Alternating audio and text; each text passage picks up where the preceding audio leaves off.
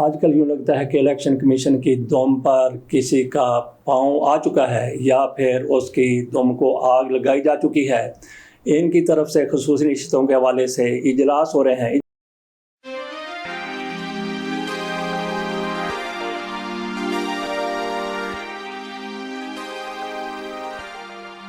بسم اللہ الرحمن الرحیم۔ بنگلہ دیش اور پاکستان کے وزرائے اعظم کی طرف سے عجیب و غریب انکشافات کیے گئے ہیں۔ بنگلہ دیش کی وزیر اعظم کی طرف سے تو عجیب انکشاف کیا گیا ہے، جبکہ ہمارے جو غریبوں کے وزیر اعظم ہیں شہباز شریف صاحب، ان کی طرف سے غریب انکشاف کیا گیا ہے۔ وہ کہتے ہیں کہ FBR میں گزشتہ 4 ماہ میں 800 ارب روپے کا فراڈ ہو چکا ہے۔ یہ شہباز شریف صاحب کی طرف سے کہا گیا ہے، اور گزشتہ کئی ماہ سے 4 ماہ سے شہباز شریف صاحب اقتدار میں ہیں، بلکہ اس سے قبل بھی شہباز شریف صاحب 1.5 سال تک اقتدار میں رہے۔ اس وقت FBR کیا کرتا تھا؟ اب ان کی طرف سے کہا گیا کہ FBR میں 800 روپے کا گھپلا ہوا، تو اس میں جناب شہباز شریف صاحب آپ کے حصے میں کتنے آئے؟ اب آ جاتے ہیں حسینہ واجد کی طرف۔ ان کی طرف سے انکشاف کیا گیا ہے کہ میرا چپڑاسی جہانگیر عالم، انہوں نے اس کا نام بتایا ہے کہ اس کے اکاؤنٹ میں 400 کروڑ روپے موجود ہیں۔ یہ حسینہ واجد کہہ رہے ہیں کہ میرا چپڑاسی ہے اور اس کے اکاؤنٹ میں 400 ارب یعنی 4 ارب روپے موجود ہیں۔ وہ کہاں سے آئے؟ حسینہ واجد کی طرف سے یہ انکشاف کیا گیا ہے۔ کیسا عجیب قسم کا یہ انکشاف ہے جو بنگلہ دیش کی وزیر اعظم کی طرف سے کہا گیا ہے، اور ان کے جہانگیر عالم صاحب نے کہا ہے کہ میرے پاس اتنی زیادہ دولت نہیں ہے، جو کچھ میرے پاس پیسے ہیں وہ سارے میں نے فائلوں میں ڈکلیئر کیے ہو۔ کہا جاتا ہے کہ اس کے پاس دنیا کی مہنگی ترین گاڑی ہے اور بہت بڑا عالی شان گھر ہے۔ یہ چپڑاسی صاحب کی بات ہو رہی ہے، جو وزیر اعظم کا چپڑاسی رہا وہ کیسے اتنے زیادہ پیسے کماتا رہا؟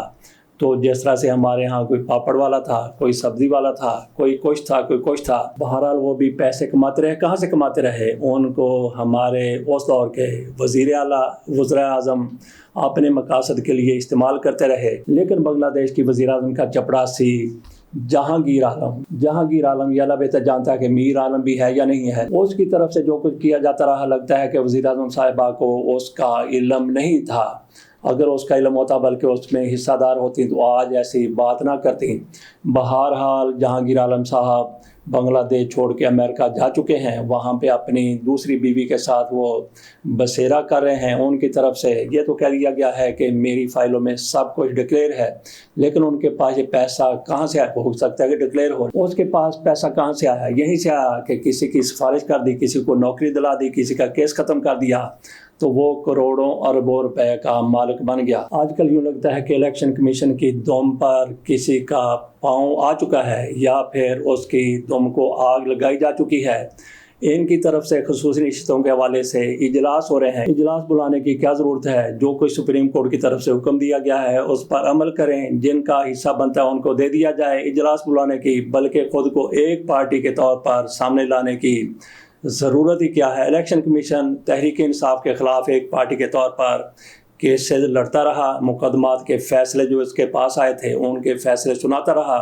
اب ایک فیصلہ آتا ہے جس سے تحریک انصاف کو ریلیف ملنے جا رہا ہے، تو اس کی طرف سے بہانے بازیاں شروع کر دی گئی ہیں۔ لیکن الیکشن کمیشن پھنسے گا، ایسا برا پھنسے گا، ہو سکتا ہے کہ خصوصی نشستوں کے حوالے سے جب تفصیلی فیصلہ آئے اس میں ان کا حساب کتاب بھی بتا دیا جائے، ان سے بھی بعض پرس کر لی جائے، اور ان کے خلاف بھی کوئی کیسز بن جائے تو اس میں کون کون سے لوگ پھڑے جائیں گے، کون کون سے پھنس جائیں گے۔ سب سے پہلے تو جناب سکندر سلطان راجہ صاحب ہیں جو چیف الیکشن کمیشنر ہیں، دوسرے نثار درانی صاحب ہیں، سب سے سینئر ممبر ہیں، ان کا تعلق سندھ سے ہے، اور پنجاب سے بابر حسن بروانہ صاحب ہیں، اور اس کے علاوہ پھر جسٹس ریٹائرڈ اکرام اللہ کا تعلق خیبر پختونخوا سے ہے، جبکہ شاہ محمود جتوئی ان کا تعلق بلوچستان سے ہے۔ یہ 5 ممبران اور چیف الیکشن کمیشنر ہیں۔ ان پر ہو سکتا ہے کہ آرٹیکل 6 کا مقدمہ چلے، اور یہ ضروری نہیں ہوتا کہ جس پر آرٹیکل 6 کا مقدمہ چلتا ہے، یہ غداری کا مقدمہ ہے، آئین شکنی کا اس کے تحت مقدمہ چلتا ہے، تو ضروری نہیں ہے اس کو سزائے موت ہو جائے، عمر قید ہو جائے۔ 2-4 साल की कैद भी सुनाई जा सकती है। आर्टिकल 6 के तहत चलने वाले मुकदमात में किसी को जिसके खिलाफ मुकदमा हो उसको फिटे मुंह की सज़ा भी दी जा सकती है।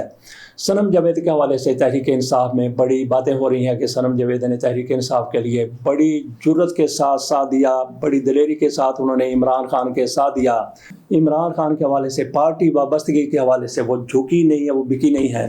बिल्कुल इसमें किसी शक की गुंजाइश रह नहीं जाती कि सनम जावेद और इस तरह की दीगर ख़वातीन के साथ आलिया हमला हो गई और खदीजा शाह इस तरह की ख़वातीन के साथ, यास्मीन राशिद ऐसी ख़वातीन के साथ वाकई जुल्म हुआ है, जबर हुआ है, सितम हुआ है, लेकिन वो तहरीक इंसाफ के साथ खड़ी थीं और अब भी खड़ी हैं। उनकी ऐसी खिदमात अपनी जगह पर हैं, लेकिन जिस तरह से कहा जा रहा है कि उनको पार्लियामेंट में लाया जाए, देखा जाए कि अगर वो पार्लियामेंट में लाने के काबिल हैं तो उनको लाया जाए। अगर पार्लियामेंट के लिए वो कार आमद साबित हो सकती हैं तो उनको पार्लियामेंट में ले जाना चाहिए, लेकिन ज़िद करने की ज़रूरत नहीं है। उनके लिए दीगर ओहदे भी हो सकते हैं, वहाँ पे उनको एडजस्ट किया जा सकता है, लेकिन ये ज़िद करना कि फ़लाँ बंदे ने पार्टी के लिए बहुत काम किया है, लेकिन आप उसका फील्ड देखें, टिकटॉकर थी, अगर इस हवाले से मीडिया के हवाले से उसकी खिदमात हासिल की जाती हैं तो बहुत बेहतर रहेगा। कुछ लोग ये भी कह सकते हैं कि फिर ठीक है, उनको पार्लियामेंट में ले जाके जो मीडिया के हवाले से कमेटी बने उसकी चेयरमैनशिप अगर इनके हवाले कर दी जाए तो कैसा लगेगा। बहरहाल हर किसी की अपनी राय है, तो ऐसी मैं समझता हूँ कि ज़िद करने की ज़रूरत नहीं है कि आलिया हमजा को ज़रूर पार्लियामेंट में ले जाया जाए। तो बाकी यहाँ तक इस बात का तल्लुक़ है कि कोई इस काबिल है या नहीं है कि वो पार्लियामेंट में जाए, तो मरियम नवाज शरीफ साहिबा और पाकिस्तान के मखबूत अलहवास वज़ीर आज़म साहब, जो मेरा नहीं ख्याल कि वो नॉर्मल उन्होंने ज़िंदगी गुजारी है या वो अपनी ज़िंदगी में नॉर्मल रहे हैं या उनको नॉर्मल कहा जा सकता है, ऐसा बंदा पाकिस्तान का वज़ीर आज़म बन सकता है, तो फिर आलिया हमजा पार्लियामेंट की मेंबर तो क्या वो वज़ीर आज़म भी बन सकती हैं, सदर भी बन सकती हैं, जैसे आसफ अली ज़रदारी साहब वो पाकिस्तान के सदर बने बैठे हैं। एड हॉक जजों के हवाले से थोड़ी सी बात कर लें तो काजी फायसा साहब ने अपनी प्रॉक्सी के तौर पर यही कहा जा रहा है तहरीक इंसाफ की तरफ से 4 जजों को उन्होंने कोशिश की कि वो सुप्रीम कोर्ट में आ जाएं, 2 जजों की तरफ से जवाब दे दिया गया। मकबूल वाकर की तरफ से कहा गया कि मेरी इतनी ज़्यादा किरदार कुशी की गई है, और मुशीर आलम की तरफ से भी जवाब दे दिया गया है कि मैं भी सुप्रीम कोर्ट नहीं जाना चाहता, जबकि मज़हर आलम मियां खैल और जनाब तारक महसूद साहब वो भागे भागे सुप्रीम कोर्ट जाने के लिए तैयार बैठे हुए हैं। बहरहाल 2 जजों की तरफ से जुर्रत का मुजाहरा किया गया, अपने ज़मीर के मुताबिक फ़ैसला किया गया कि उन्होंने कहा कि नहीं, हम रिटायर हो चुके हैं।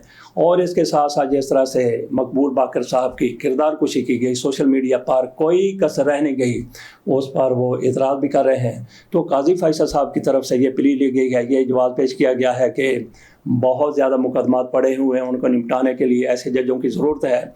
तो जनाब यहाँ पे ये बात करनी है कि कुछ लोग कहते हैं कि बिल्कुल कानूनी है, कुछ कहते हैं गैर कानूनी है। हो सकता है कि एड हॉक जजेस की तैनाती कानूनी हो, बिल्कुल कानूनी हो, लेकिन जिस तरह से इन 4 जजों को तैनात किया गया, तैनात करने की कोशिश की गई, ये तैनात करने वालों की बदनीयती है, इनको प्रॉक्सी बनाना मकसूद है। अगर आप मुकदमात का ख़ात्मा करना चाहते हैं, लाखों मुकदमात हैं, तो फिर उसके लिए आप 10, 12, 14 जज बैठा लें, रिटायर्ड जजों को ले आएँ, एड हॉक जजों को ले आएँ, वो सिर्फ यही काम करें, लेकिन वो काजी की या किसी की प्रॉक्सी ना बने जिन मकासद के लिए इन जजों को लाया जा रहा है। पाकिस्तान बार की तरफ से भी एड हॉक जजों की तैनाती की इस तरह से हमायत की गई है। उनकी तरफ से कहा गया है कि जिस तरह से मुकदमात का ढेर पड़ा हुआ है, ऐसे जजों की तैनाती कर दी जानी चाहिए। लेकिन जहाँ तक इस बात का तल्लुक़ है, काजी फैसल साहब इन जजों को प्रॉक्सी के तौर पे इस्तेमाल करेंगे, इसकी हमायत किसी तरफ से भी सवाए आज़म नज़ीर तारड़ और हुकूमती हलकों के नहीं की जा रही। आज जुडिशल कमीशन ऑफ पाकिस्तान का इजलास होना है, जिसमें इन चारों नामों की मंजूरी हासिल करने की कोशिश की जाएगी। 2-3 जज तो बिल्कुल इस तरफ आने के लिए तैयार सरे दस्त नज़र नहीं आते। हो सकता है कि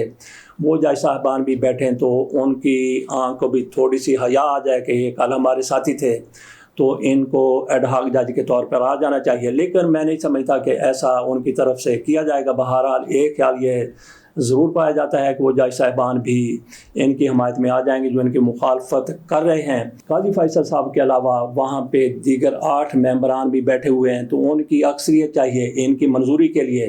तो उनमें कौन कौन हैं? एक तो काजी फैसल साहब हैं, जस्टिस मुनीब अख्तर हैं, जस्टिस मंसूर अली शाह हैं, या अफरीदी हैं। इसके बाद पाकिस्तान बार के मेंबर आ जाते हैं अख्तर, और इसके साथ साथ अटार्नी जनरल साहब भी इसका हिस्सा हैं। जस्टिस मंजूर रिटायर्ड जज हैं, वो भी इस कौंसिल का, वो भी इस कमीशन का या कौंसिल का हिस्सा हैं। تو دیکھتے ہیں کہ یہ سارے لوگ کس طرح سے فیصلہ دیتے ہیں. ان 4 ججوں کی جو اب 2 رہ گئے ہیں ان کی منظوری ہوتی ہے یا نہیں ہوتی. لگتا تو یہ ہے کہ ان کی منظوری ہو جائے گی اور پھر یہ معاملہ جوڈیشل کمیٹی میں جائے گا. وہ بھی منظوری دینے کے لیے پہلے ہی اعظم نظیر تارڑ کے اشاروں پر تیار بیٹھی ہے. اجازت دیجیے. اللہ حافظ.